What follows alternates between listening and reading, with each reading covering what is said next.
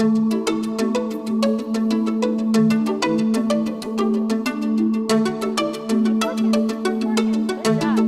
won! Save me the next game. I want to play again. If your kids are like these guys, then they love to play any kind of game. But did you know, just by changing some common games or creating some simple new ones, you can encourage fundamental math, literacy, and social skills? Today we're going to look at a favorite of mine, target ball. The goal of target ball is to knock down simple objects with a ball. All you need is a ball and 5 to 10 plastic bottles. You could also use soup cans, paper cups, or milk jugs, things you can find around the house. Like these. Knocking down objects is always fun, but you may be asking, where's the learning? Well, let's check in with Amanda and her daughter Mia. You can start by saying, I have some things here to recycle, but I'm wondering if we could have some fun with them first.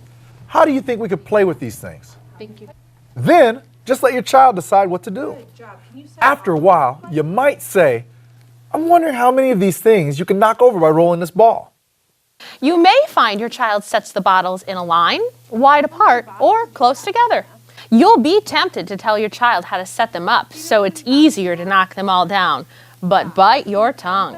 You can help her start problem solving by simply saying, wow, you got one down, but I'm wondering if there's a way we can knock down more than one bottle at a time. It is better for your child to think about this and try to figure it out by herself. This is problem solving, and problem solving is key in mathematics as well as every other subject area. And after your child becomes more successful at knocking all of these bottles over, well, they may become a little bit bored. And so you can revive that interest by providing them with a challenge. Offer a different ball to roll. Try asking, will it be easier to knock the bottles down with a smaller ball or a bigger ball? Share your thinking out loud. I wonder why this ball works better than the other. What is different about the balls? Another challenge might be to change the target instead of the ball. You might consider using soup cans instead of bottles. These variations in questions will challenge your child to think about things like size, weight, and force. You could also address the concept of distance. I wonder if you will knock down more bottles if you stand way back here. You can help her engage in reasoning about numbers by counting the number of bottles knocked down and the number of bottles left standing. You might want to record your results and talk about the different number combinations that equal the total number of bottles. For example, you might say, you knocked down 3 bottles and 2 are left standing. How many is that altogether? Right, 5. Last time you knocked down all 5 bottles and 0 were left standing. How many is that altogether? 5 again. Wow, there's more than one way to make 5. There's more than math going on. Mia's learning how to read and write. Did you notice how she was writing the numerals? Let's look at even more ways to involve literacy in games like target ball.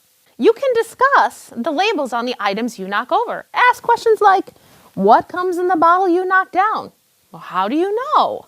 Challenge your child to read by asking them to knock down specific bottles. Let's try to knock down the orange soda bottle. What letter does orange start with? We've looked at lots of learning ideas, but don't expect to use all these variations in one day. You can play target ball many times and look at a wide range of learning aspects each time you play. Let's hear about the impact it has from a parent's perspective. My husband was in almost 23 years. He retired as a major, and I've pretty much my whole married life, we've been in the military. He's a National Guard, so he went to Afghanistan for 18 months. So during that time, it was important to have activities that were exciting for my kids to really take their mind off their dad. So activities such as this, the physical knowledge activities, were great science activities in literacy and math, but they were fun.